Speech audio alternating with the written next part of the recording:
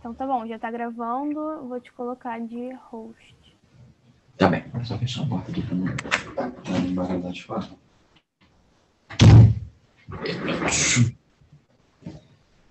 Boa aula, gente. Obrigado. Então, pessoal, nos últimos encontros a gente estava falando sobre função, né, de uma maneira geral, sobre o conceito geral do que é a função. E aí, quando a gente falou dessa maneira, a gente falou de alguns elementos da função, né, do contra-domínio, do domínio, que são os dois conjuntos que estão relacionados através de uma lei de formação. Falamos do como essa função se manifesta, que existem várias formas, né? Existe a fórmula da função, que é justamente essa lei de formação. Existe também o gráfico da função, que talvez seja um dos modos mais relevantes aí, né? Que é aquele que traz uma informação visual para a gente e faz também da importância que a gente tem de se ler esse gráfico, de saber ler o gráfico e aí entender o que significa ler o gráfico, né? Exatamente. E os próximos tópicos que vão vir são justamente os tipos de função. A gente falou de função de uma maneira muito geral, né? E alguns detalhes, quando você vê de uma maneira muito geral, acabam se perdendo, né? Então, é como se a gente estivesse vendo um objeto de longe, a uma distância muito longe, a gente não percebe certas características desse objeto. A gente tem que chegar de perto, vamos colocar uma lupa ali para poder observar determinadas características que são importantes desse conceito função. E é isso que a gente vai fazer agora. A gente vai percorrer alguns caminhos aí, a gente vai passar por alguns tipos de função, e cada tipo de função que a gente passar, eu vou destacar o que torna o que torna esse tipo mais, não é importante, mas o que tem neles diferente dos demais, né? Então, por exemplo, hoje a gente vai começar a ver sobre função afim, ou função do primeiro grau, e aí, já no meio da aula, no próximo encontro, eu digo para vocês o que é mais importante saber numa função afim, o que ela tem de grande diferença das demais. Então, eu vou compartilhar o caderno aqui, para a gente começar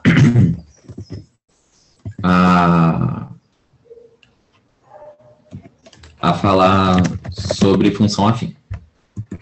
A minha tela está compartilhada com vocês já? Vocês estão conseguindo ver? Sim. Sim? Então, beleza. Vamos lá. Eu vou estar construindo um pouco do conceito aqui com vocês, do que seria isso de então, eu vou com dois exemplos do que é função afim. Que, inclusive, são diferentes um do outro, né? A função também função primeiro grau. Então, conceito. Mas você chegar a falar sobre o conceito, essas coisas, é mais importante você saber o que é a definição final. Na hora do vamos ver mesmo, é o conceito que vai te tirar da questão, assim, vai te desembaraçar o caminho. Então, a minha situação é uma situação hipotética da minha carreira.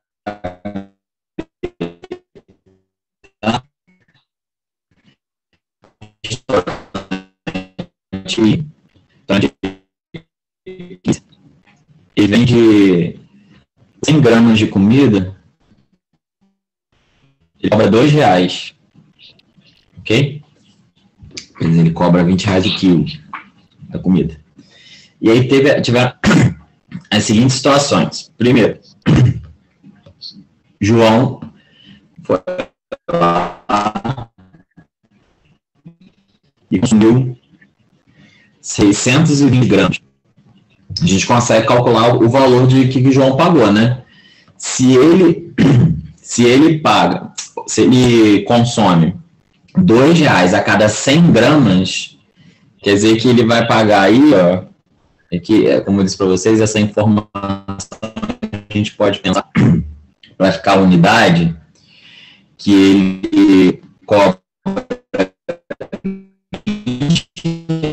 por 1 quilo. É a mesma coisa. Se é R$2 100 gramas, 1.000 gramas, que é 1 quilo, vai ser R$ 20. Aí na hora de fazer o do João, a gente pode pensar assim, o preço pago por João vai ser os R$ 20 que coloca quilo. Isso daqui é 0,3 quilos. Eu vou multiplicar 62. 20 vezes 0,62 dá R$ 2,40. Aqui eu estou usando bastante aquela tabelinha. Deixa eu colocar um asterisco aqui.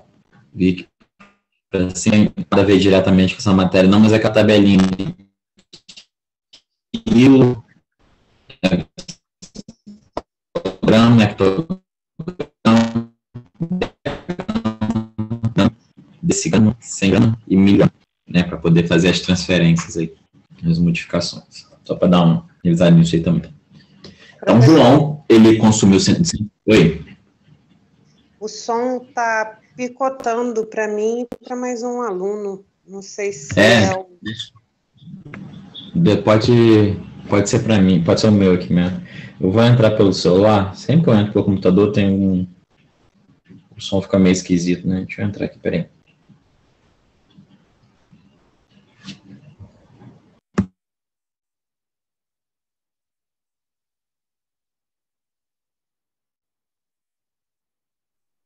Aqui vocês me... Opa! Vai dar microfone. Agora aqui vocês tá me ouvem melhor? Som. Agora tá bom. Só um instante que agora eu não ouço vocês. Tá melhor agora? Sim, o som tá bom. Tá. Obrigada. Nada.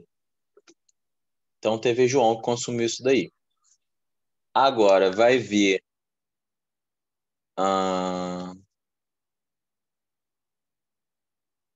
Roberta, ela vai consumir 310 gramas.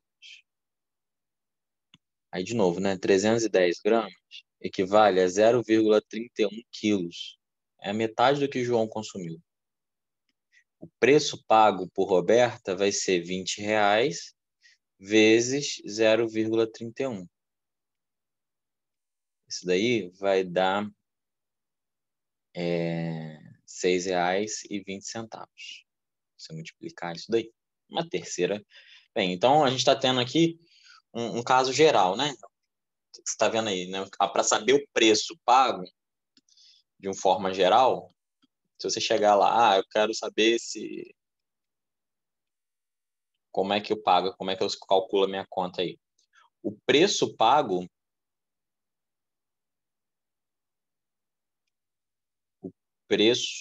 o preço pago em função de X, agora a gente já pode usar essa palavra, né? Em função de, o preço pago P em função do peso consumido, em quanto de comida você comeu, pode ser calculado fazendo, sabe o que eu escrevi aqui embaixo? P, e aí agora está em função de X, é igual. É você pegar os R$ 20 e multiplicar pela quantidade X, né?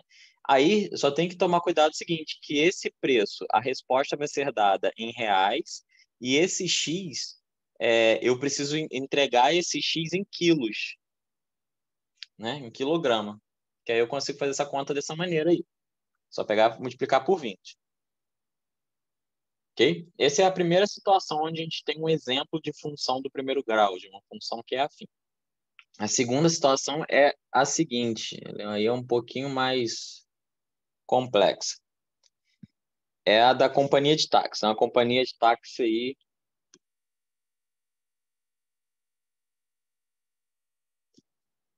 Companhia de táxi te leva. Nessa companhia de táxi, funciona o seguinte: independente do que você vai fazer nela, tem uma bandeirada fixa, assim como funciona o táxi amarelo mesmo. Essa bandeirada é de R$ 4 e a gente é cobrado quando anda lá R$1,60, né, para cada quilômetro. Forcei a barra aqui. Vou colocar quilômetro só para poder ficar fácil fazer a conta, tá? Normalmente não é tão quilômetro, não, mas tá, 1,60 por quilômetro rodado. Ok? O que significa essa bandeirada? Essa bandeirada significa que quando você entra no carro, independente se você vai sair da Tijuca até Copacabana ou se você vai da Tijuca até Niterói, independente de qual caminho você vai fazer, você entrou no carro, você é cobrado R$4. Isso que é a bandeirada lá, né? Então, se você vai pegar aí para... preciso só ali na frente, precisa ser uma urgência, está chovendo, sei lá, você vai ser cobrado R$4, não importa. É o esquema deles aí. Daí, tem uma seguinte situação. Alguém foi pegar um carro aqui, a Aline, e ela percorreu, dentro desse táxi, 10 quilômetros. Ok? E aí, qual vai ser o preço pago por Aline? A Aline vai pagar R$4 mais 1,60 para cada quilômetro que ela andou. Ou seja, vai ser R$4 mais R$16. Ela vai pagar R$20. E Roberta, repeti Roberta, esse outro nome aqui, Marcos. Marcos percorreu 20 quilômetros. Quando o Marcos percorre 20 quilômetros, o preço que ele vai pagar vai ser os R$4 também, não importa se é 10, se é 20, né? Ele sempre entrou no carro, é R$4.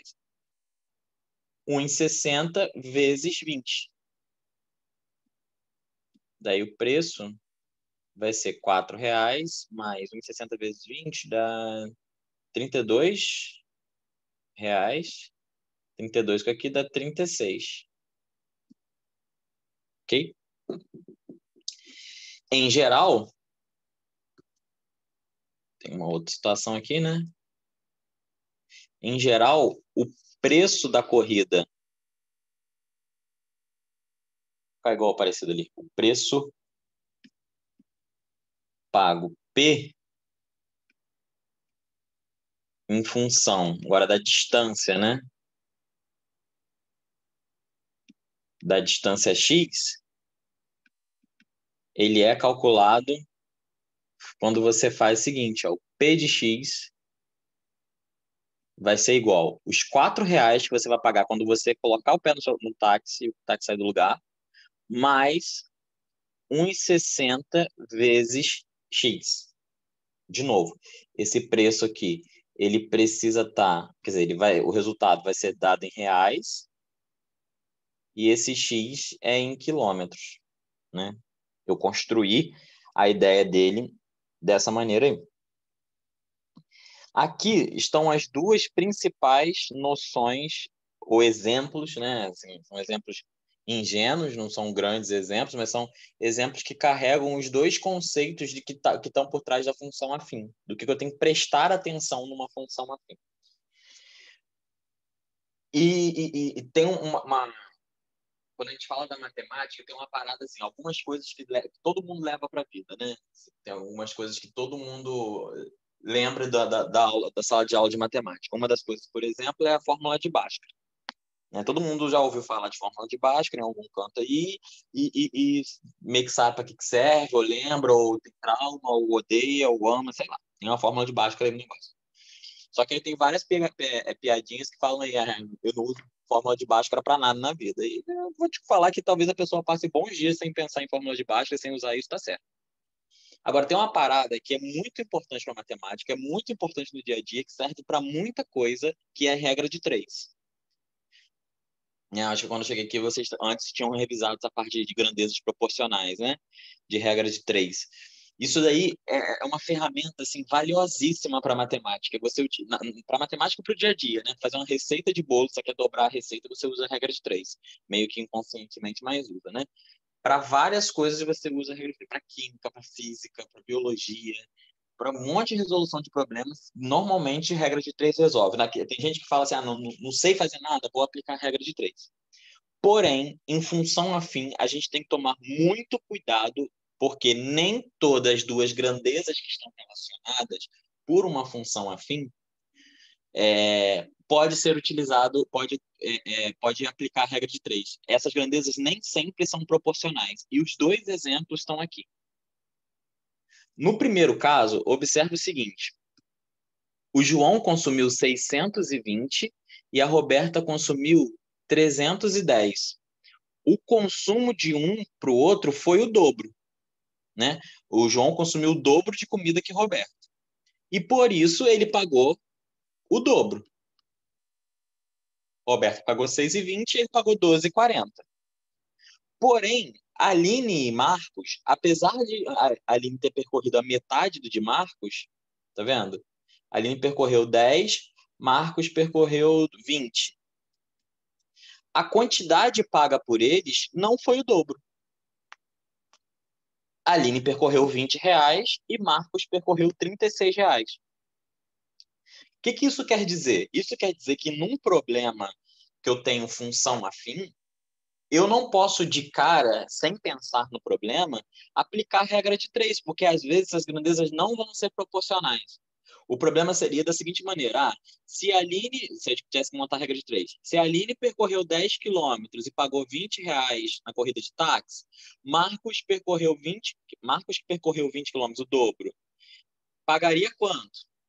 Eu não posso fazer isso, porque não vai dar R$ 40, vai dar 36. Por que dá menos?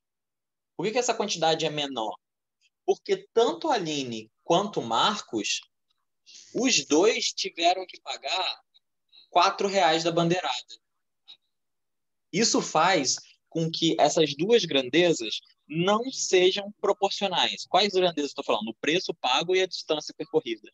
Essas duas grandezas, elas não seguem uma proporcionalidade. Eu não posso aplicar a regra de 3 nesse caso. Então, se você quiser pensar uma regra geral, para você não ficar abrindo vários casos, regra de 3 não funciona sempre com função afim. Eu tenho que ficar alerta. Eu não posso aplicar função afim. Justamente porque por muitas funções afins, tem vários exemplos de função afim, que eles têm um valor de partida. O que é esse valor de partida? É um valor inicial. É um valor que, independente da situação que for, se você estiver lá no momento zero, você já começa, a função já começa a valer de um determinado número. Tem isso para bandeirada, tem isso para, às vezes no comércio, né? Você tá fazendo uma produção de um determinado camisa, fazendo uma produção de camisa, para você ter lucro, quando o cara fecha, fala assim, eu quero fazer 100 camisas. Aí o cara, tá bom, você pode ver 100 camisas, vai ter o preço de unidade de camisa ali, mas eu cobro, só para fechar o contrato, eu cobro um determinado valor aí para você. Então, tem vários momentos onde que não parte do zero.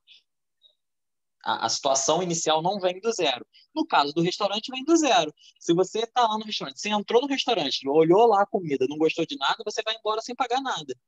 No caso do táxi, não. Você entrou dentro do táxi, andou 10, andou 20, você vai pagar R$ 4 de bandeirada. Tá? Então, aqui eu tenho que prestar atenção nesse detalhe. É um detalhe muito importante. Agora, então quer dizer que aquela regra de 3, aquilo tudo que eu vi tá sempre errado? Não. Pelo contrário, ela realmente é muito valiosa e é realmente muito importante. Eu tenho que prestar atenção a um detalhe aqui, ó. Vamos ver quando que ela fica proporcional. Então, o primeiro detalhe que eu vou falar é o seguinte. O Marcos percorreu o dobro de quilômetros que a Aline, mas não pagou o dobro. Isso por causa dos R$ 4, né?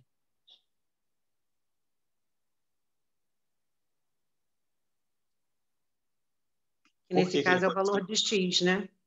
Oi? Nesse caso, o que o senhor está aplicando é o valor de X, os E o R$ valor de X, 4. isso, é esse 10 e esse 20 aqui, né? Quando o X foi 10, a Aline pagou R$ 20. Quando o X foi 20, o Marcos pagou 36. O problema disso está aqui, com esse R$ 4. O que faz mudar e não ser proporcional é o caso desses R$ 4 aqui. Que independente de quanto que você anda, entrou no carro, você tem que pagar R$ 4. Que nesse caso específico é a bandeirada, mas a bandeirada equivale a X, não é isso? Não. É porque, do jeito que a gente construiu a função aqui embaixo, tá vendo? O X é a distância percorrida. Ah, sim. É quantos quilômetros eles percorreram. Então, aqui, o cuidado que eu tenho que tomar é que não são proporcionais. O que acontece, então? Acontece que, apesar deles não serem proporcionais, tem um conceito todo novo para a função afim, que é a grande estrela desse conceito, dessa parte da matéria de função afim, que é o que a gente chama, toda função tem, mas aqui no ensino, nessa etapa do ensino básico, a gente só aprende isso com função afim, pela questão de cálculo, né? Que é a taxa de variação média de uma função. O que é a taxa de variação de uma função? É o quanto que uma função está realmente variando, quanto que eu aumento ou diminuo o valor de uma função comparado com o aumento ou a redução do valor do domínio, do x. O que isso quer dizer no nosso problema? O quanto que Marcos, qual a diferença do valor que Marcos e Aline pagaram em relação com quanto que eles caminharam de diferente. Então, por exemplo, quando eu faço o preço que a Aline pagou menos deixa eu fazer na ordem certa, o maior primeiro aqui, só para não ter problema com o sinal, para não confundir a gente. Então, quando eu faço o preço que Marcos pagou menos o preço que a Aline pagou e divido pela distância que Marcos andou pela distância de Aline, colocar XM para a distância de Marcos, XA para a distância de Aline, vai ficar assim, ó. Marcos pagou 36, a Aline pagou 20. Marcos andou 20, a Aline andou 10. 36 menos 20, isso aqui dá igual a 16. 20 menos 10 dá 6. Isso aqui dá 1,6. Esse 1,6 é sensacional aqui na minha função. O que eu estou fazendo aqui? Eu peguei o valor que Marcos andou, peguei o valor de Aline, subtraí um do outro. Isso que é a variação do preço. Por que é taxa de variação média? Porque esse preço variou, taxa sempre lembra de porcentagem, porcentagem sempre lembra fração. Tem esse caminho, né, na matemática. Então, a fração é o quê? É a variação do preço dividido pela variação do que foi consumido. Então, eu estou variando o preço pela distância. Ficou 36 menos 20, 20 menos 10. É tipo velocidade média. Não tem velocidade média que a gente faz a variação da distância pelo tempo, delta S, não tem um troço assim? Aqui eu estou fazendo a variação do preço, o delta P, sobre o delta X. De forma geral, a gente fala que isso aqui é o delta Y, que é a imagem da função, sobre o delta X, que é o domínio da função. Beleza. O que representa esse 1,6? Esse 1,6 é justamente isso daqui, ó. Olha ele aqui embaixo. Esse 1,6, ele é o coração da função afim. Ele é o quanto que uma função afim varia dentro de um intervalo. Esse 1,6 que eu achei é essa informação do problema. Tá vendo? Aqui é 1,6 também. Isso daqui é a taxa de variação. Muitas das vezes, eu não vou saber quem é a taxa de variação da minha função e vou querer descobrir, porque é ela que vai dar o rosto da minha função. Então, o que eu estou dizendo com aquele 1,6 ali é que para cada quilômetro rodado, eu tenho que pagar mais 1,6. Isso não é essa função, ela não é ela não tem proporcionalidade dentro dela, mas a taxa de variação dela é constante. Ou seja, se eu tenho um valor aqui, por exemplo, a partir do que Marcos pagou, escrevendo aqui em cima que eu estou sem espaço já, Marcos pagou R$ 36, certo? Se eu tiver que andar 30 quilômetros, sem fazer muita conta, sem começar do zero de novo, eu vou andar mais 10 quilômetros do que Marco andou, certo?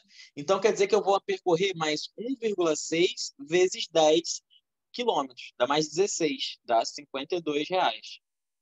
Eu posso sair andando com a minha função a partir de um valor conhecido. Eu não preciso calcular tudo do zero. Para cada quilômetro que eu andar, eu vou ter que pagar mais 1,6. Se Marcos, com 20 quilômetros, gastou R$ 36, se eu tiver que andar 30 quilômetros, eu vou ter que acrescentar mais R$ 16 à minha conta. E isso, nesse pacote todo que eu estou fazendo, eu já estou considerando a bandeirada que Marcos pagou e que eu vou pagar também. Dentro desses R$ 36 que Marcos está ali, já está a bandeirada. Eu não preciso pagar a bandeirada de novo. Entendeu? Repara ainda que quando eu faço essa variação aqui, o ΔY sobre ΔX, o 4 cancela, né? Se eu fizer 4 menos 4, ele vai embora. Só vai ficar a parte de fato que é proporcional. A parte de fato que tem um envolvimento aí diferente. Tá? Eu vou explicar isso tudo de novo com bastante calma, usando outros exemplos. Mas o que eu preciso que vocês entendam são as noções desses nomes aí que eu estou falando para vocês. Então, vamos fazer um check-up aqui para ver se tudo ficou ok. Tá? Do primeiro exemplo aí, tinha uma proporcionalidade. Era um primeiro exemplo onde por que as grandezas se mantiveram proporcionais? Porque eu não tinha um valor de partida, eu não tinha um valor inicial. Tudo bem? Esse primeiro exemplo. O segundo exemplo, ele traz ele traz coisas diferentes para a gente, né? No segundo exemplo, ele tem outras características que são mais importantes. Característica número 1, ele apresenta um valor inicial, né? Vou até colocar, esse valor inicial ele é importante para saber, para a caracterização dessa função também. Então, aqui, o R$ 4 é um valor inicial.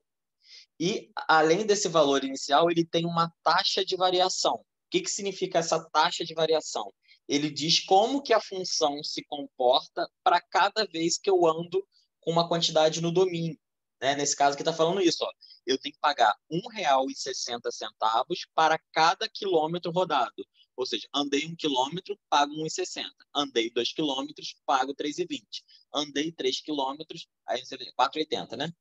R$ 4,80, isso. Ou seja, para cada quilômetro que eu ando, eu vou ter essa quantidade sendo proporcional. A taxa de variação, essa relação entre o 1,60 e a quantidade de quilômetros rodados, essa partezinha só é proporcional. O problema é que eu tenho um valor inicial. E eu tenho que levar isso em consideração. Ficou clara a diferença entre esses dois exemplos? Sim. Beleza. Aí vamos agora ver como é que a gente aplica esses exemplos aí no rolê da função. O que é uma função do primeiro grau, então, ou uma função afim? Aí vem a definição. A definição é a seguinte: uma função afim é uma função que está relacionada com dois conjuntos reais. Ou seja, ela é uma função que tem o conjunto dos números reais aqui, o conjunto dos números reais aqui, e ela associa pontos daqui a pontos daqui. Quando eu digo que o domínio é real, quer dizer que eu não tenho problemas para falar. Posso usar qualquer número para poder trabalhar a função afim. A função afim ela é bem tranquila nesse ponto. Aí o que acontece? O valor de y, o valor do contradomínio da imagem, ele está em função de x através da seguinte lei de formação: ax mais b, aonde esse a e esse b são dois números reais e o a precisa ser diferente de zero. Por que ele precisa ser diferente de zero? Para essa função ter uma variação aí. Já já eu explico o motivo real, assim, na prática ali, por que ele tem que ser diferente de zero. Tá bem? Esse coeficiente A aqui, é um valorzinho, ele é chamado de coeficiente angular. Esse valor B aqui é chamado de coeficiente linear. Nos dois exemplos que eu estava ali atrás, nesse caso aqui, ó, o 1,60 é o meu coeficiente angular, que é a minha taxa de variação, e o 4 é o meu coeficiente linear, é o meu valor inicial. Esse nome, coeficiente linear e coeficiente angular, tem a ver com o movimento que o gráfico faz quando eu vario esses parâmetros. Eu já já passo isso para você. No exemplo da função afim, do primeiro caso aqui, olha, eu só tinha 20x. Isso quer dizer o quê? 20 é o coeficiente angular, é o A, e 0 é o coeficiente linear. Não tem valor de partida. Então, mais importante do que saber esse nome, coeficiente angular e coeficiente linear, é importante que o cara pode te pedir na prova, né?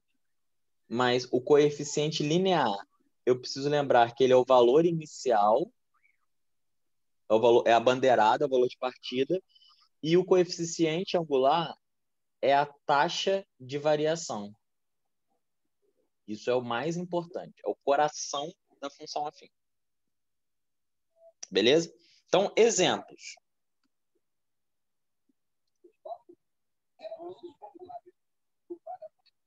Ó.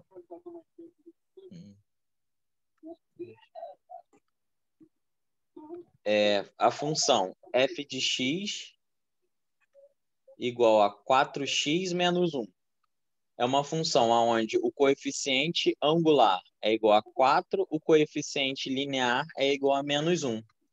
A função g de x igual a 5 menos 3x. Mudei a ordem aqui de propósito. O coeficiente angular é aquele que acompanha o x. O coeficiente linear é o independente, é o que está sozinho. O valor dele não vai mudar nunca. E h de x, por exemplo, aqui, ó, 2/5 de x, 2/5 de x só. O coeficiente angular é o 2/5, o coeficiente linear é 0, ele não aparece. Ok?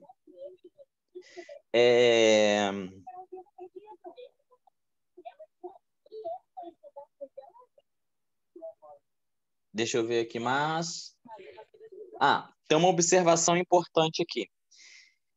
A função afim, ela tem um tipo de função especial. Como eu disse para vocês, às vezes a gente vai conseguir usar regra de 3. Quando? Quando eu não tiver um valor de partida. Então, isso que eu vou falar aqui de observação. Então, ó, observação. Se o B é igual a 0, ou seja, quando não houver um valor inicial na minha função, não tiver uma bandeirada, não tiver uma taxa de cobrança, sei lá, qualquer coisa do tipo, então essa função vai ser da forma f de x igual a ax, só, não vai ter o b. E aí, nesse caso, a gente chama essa função de função. Ela é uma função afim, mas ela é uma função linear.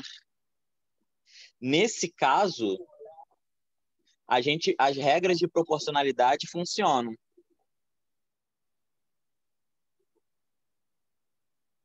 Então, nesse caso, as grandezas x e f de x, que é o y, são grandezas proporcionais. Ok? Só nesse caso. Porque aí um exemplo que a gente fez, é o exemplo... Não, aqui. É o exemplo primeiro ali, né? Olha aí. Quando a gente fez no primeiro caso, não tinha um valor de partida.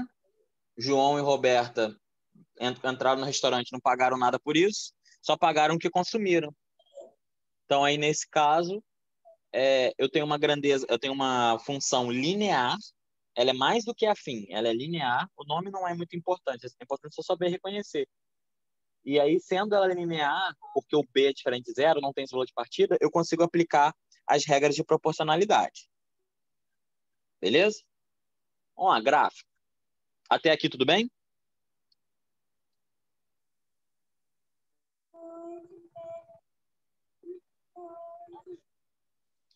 Tá dando para acompanhar direitinho até aqui? Sim.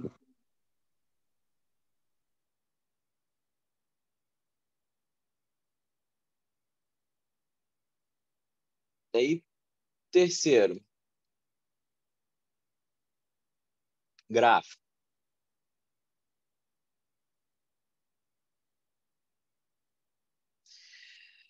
O gráfico de uma função afim, ou do primeiro grau, né, é uma reta.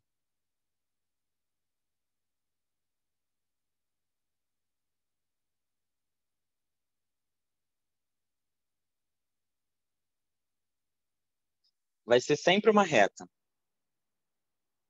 Ok? E aí, para fazer uma reta na geometria, a gente geralmente usa dois pontos. Né? Você marca um ponto, marca outro ponto, e você usa um terceiro ponto, que é chamado de ponto de confirmação. Que é aquele ponto que você, é tipo a prova real, vou ver se eu fiz certo aqui mesmo. Então, vou te dar exemplo. Nada melhor que exemplo a gente fazer aqui. Então, quem é o gráfico da função f de x, né, uma função dos números reais nos números reais, ela é f de x igual a 2x menos 1. Tá? Então, aqui, só para a gente dar uma manjada nela já, o A dela, a taxa de variação dela é 2 e o B dela é menos 1. O valor inicial dela é menos 1. Tá? Como que a gente faz para fazer o gráfico de uma função assim? A gente vem aqui e faz uma tabelinha assim, ó. É marcar pontinho mesmo. A gente faz uma tabelinha assim, ó. Eita, torto. A gente faz y é igual a 2x menos 1. E aí, isso aqui vai formar o par ordenado xy.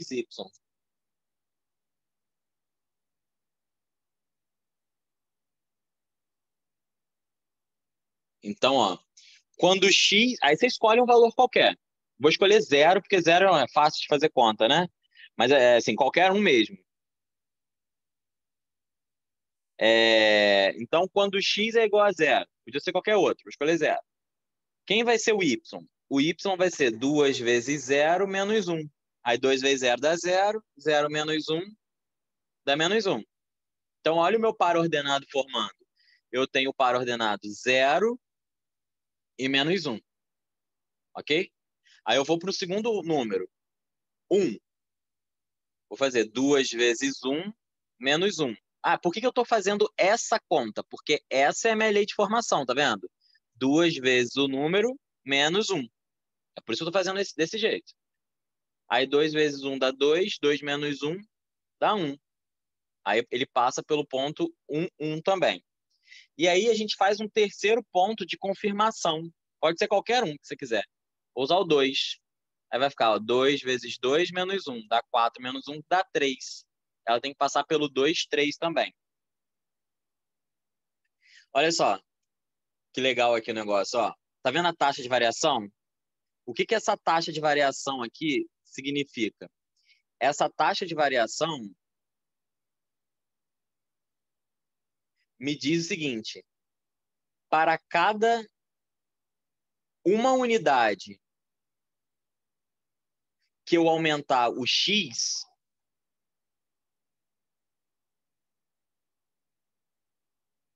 y aumenta 2 unidades. É isso que a taxa de variação está me dizendo. Então, olha só, quando eu peguei o x aqui, que era 0, certo? Quando eu peguei o x, que é 0, e passei ele para 1, o y, que era menos 1, somou 2. Aí, menos 1 mais 2 dá 1. Quando eu peguei o 1 e somei uma unidade no x, né? Ó, quando o x aumentou uma unidade, o y aumentou 2 unidades. Saiu do 1 e foi para o 3. É isso que a taxa de variação diz.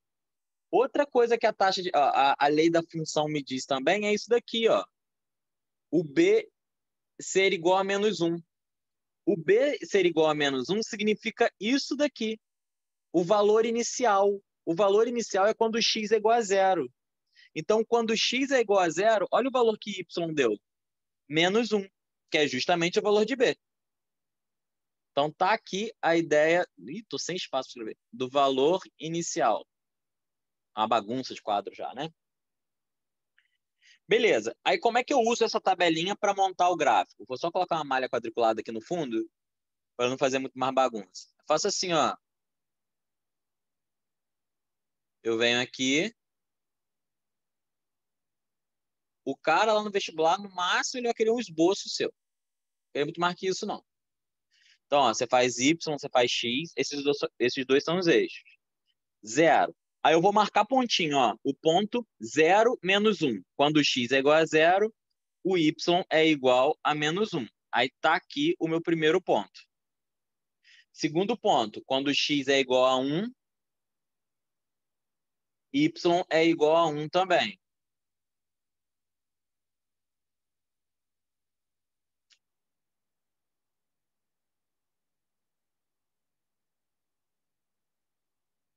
Tá aqui. E o terceiro ponto é o ponto de confirmação. O que é esse ponto de confirmação? Quando x é igual a 2, vou mostrar. O outro tem que dar igual a 3. Vai subir bastante.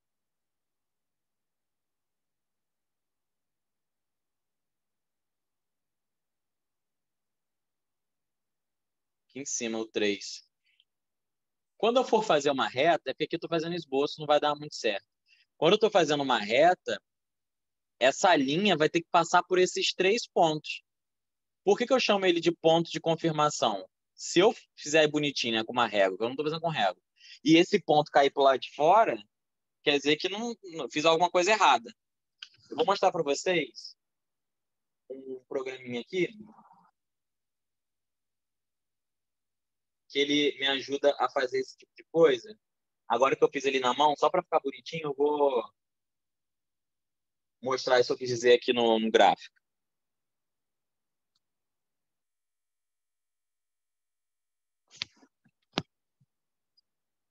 Aqui. Tá vendo um plano cartesiano aí? Compartilhadinho direitinho? Tá, né? Beleza, ó. O que eu vou fazer nesse plano cartesiano? Eu vou olhar aqui, peraí, os pontos e vou marcar ele. Peraí. Aqui, ó. Eu quero marcar o ponto 0 e menos 1. Aí eu vou lá no meu plano cartesiano e vou escrever aqui, ó. Ele marca para mim. 0 e menos 1. Apareceu aqui, igual que eu tinha feito lá, né? Dá um zoom aqui que eu não vou precisar de tanto. 0 menos 1. Vou marcar o segundo ponto. O segundo ponto é o ponto 1, 1. Aí o ponto 1, 1, vou escrever aqui, ó, ponto B, 1, 1. Apareceu ali. E o terceiro ponto é o ponto 2, 3. Ok?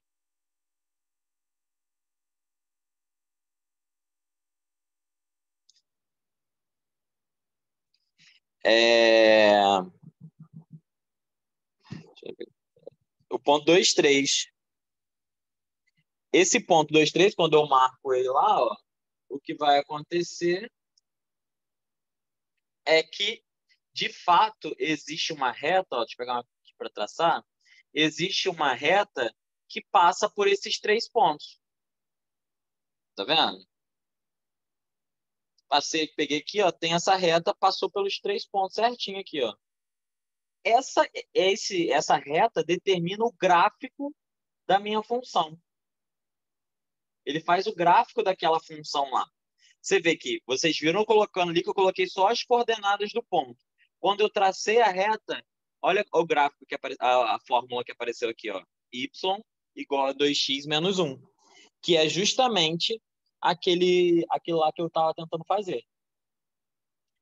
Por isso que eu chamo esse ponto aqui de ponto de confirmação. É o ponto para eu ver se eu fiz certo mesmo. Porque se eu fiz errado, alguma conta errada, por exemplo, esses 3 pontos não vão ficar em cima da mesma linha. Mas necessário mesmo, eu só preciso saber de 2 pontos. Ok? Deixa eu colocar isso aqui ali para eu explicar mais uns negocinhos para vocês. Destacar aqui. Eu falei, mas... Eita. Vou apagar esse meu desenho aqui, que ficou horrível.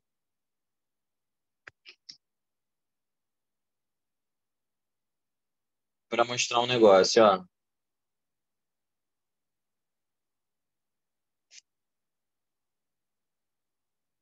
Diminuir um bocadinho.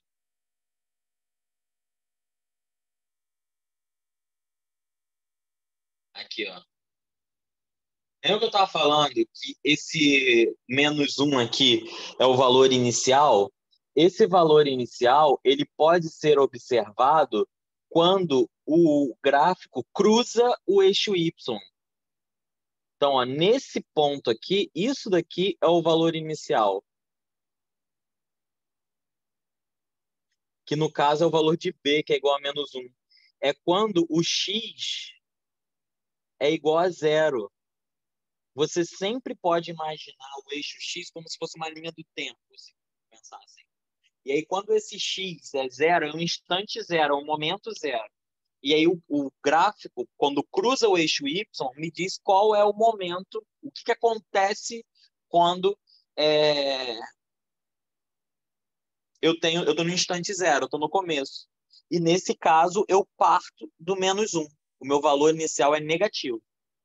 E a outra coisa para lembrar é que esse ponto aqui é o ponto de confirmação. Ponto de confirmação no sentido de como se fosse prova real, né? Como se fosse a prova real do negócio aí. E aí eu tenho os valores dos pontos, né? Esse aqui é o ponto 1, 1. Esse aqui é o ponto 0, menos 1. Esse C, só para ficar aqui organizadinho, é o ponto 2, 3. E deixa eu ver mais que tem importante aqui. Ah, claro. E a lei de formação da função, né? Essa aqui é a função f de x igual a 2x menos 1. Beleza? Então tá aí, show de bola. Tudo que eu preciso saber de definição e gráfico. O gráfico da função é assim que a gente faz. Fazendo marcando pontinho mesmo. Sabe? Posso fazer mais um exemplo? Dá tempo? Para eu falar mais uma coisinha aqui? Tem 10 minutinhos, né? Ó, deixa eu ver o que eu fiz. 1, 2. Vou explorar outros detalhes aqui do gráfico. Agora eu tenho uma função g de R em R, vai dos números reais aos números reais. E aí a g de x é igual a menos 3x mais 2. Então, vou fazer aquela tabelinha ainda, tá? Aquela tabelinha é sempre assim, ó, o valor de x, quem é o valor de y a partir daquela lei de formação e o valor de xy.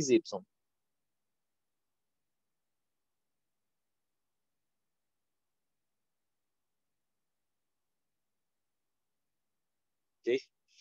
Então, ó, quando x é igual a 1, o y vai ser igual a menos 3 vezes 1 mais 2. Isso aqui dá menos 3 mais 2, que é igual a, 5, igual a menos 1, né? Aí vai ficar o x igual a 1 e menos 1. O outro é quando o x é igual a 0. Vai ficar y igual a menos 3 vezes 0 mais 2. Isso aqui dá 0 mais 2, que dá 2. Então, tem o ponto 0 e 2. Mas aquele ponto de confirmação, show lá, né? Para não... Vou deixar assim, sem o ponto de confirmação. Ok? Então, ó, aqui eu tenho, novamente, os coeficientes. O coeficiente menos 3 e o coeficiente b igual a 2. De novo, olha aqui o valor inicial sendo observado. Ó, é quando o x é igual a 0. Quando o x é igual a 0, o y deu igual ao valor inicial b. Ok? E aí, se eu for lá no meu gráfico, eu vou trocar agora os valores... Ué, não é isso aqui não. 1 e menos 1 e 0, 2, né? Então, ó, no lugar desse daqui, eu vou colocar 1 menos 1. Vou mudar o gráfico de lugar. E aqui é o ponto 0, 2 positivo. A função está ao contrário, assim. O C eu não fiz dessa vez. Mas aí repara que a lei de formação aqui mudou para menos 3x mais 2, que é o que eu gostaria que ela fosse mesmo, né? Aqui tem um ponto especial também, que é chamado de raiz. Vou deixar marcado ele aqui agora para poder explicar sobre ele. Ih, peraí que eu não fiz, não. Deixa eu apagar você.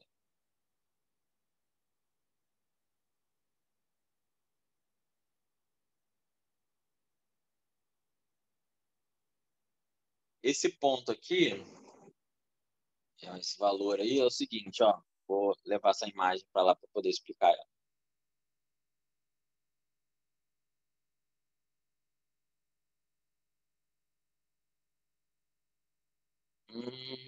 Não, é aqui mesmo. Ó, vou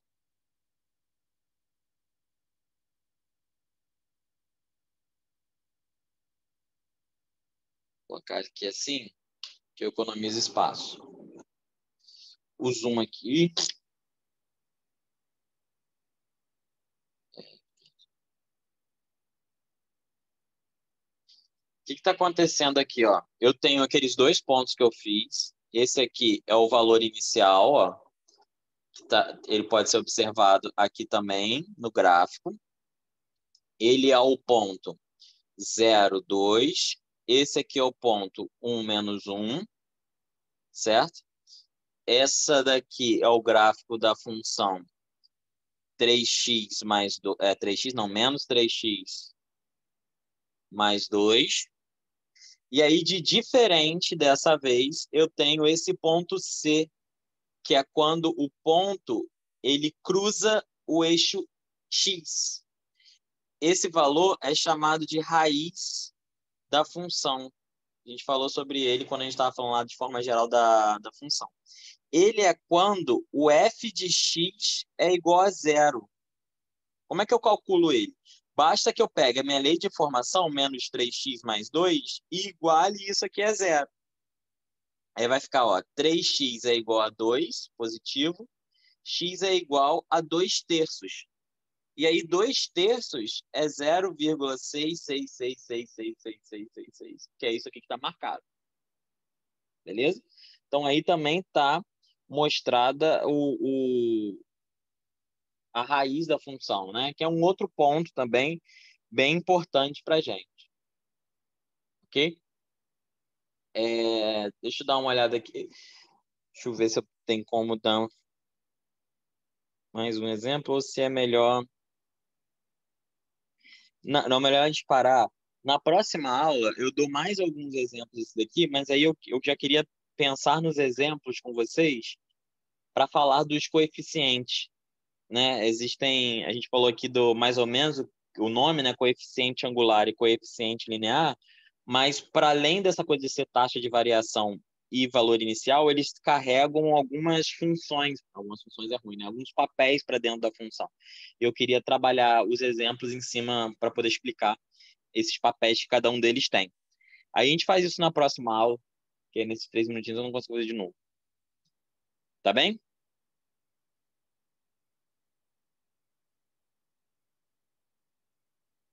Beleza, pessoal. Boa noite aí. Deixa eu... Boa noite, Matheus.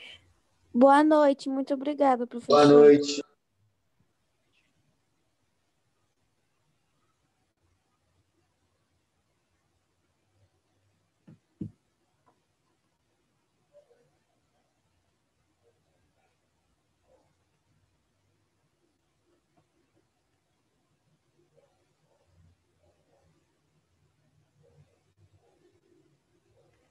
Ó, gente, lembrando que a gente daqui a pouco vai ter aula também de literatura para o UERJ. Aí vai ter até, tipo, convidado especial que a professora trouxe para essa aula. Vai ser mesmo, nesse mesmo link, então? Aham, só continuar. Eu vou até falar para Beleza. vocês pararem de não sair. Vou mandar lá a mensagem.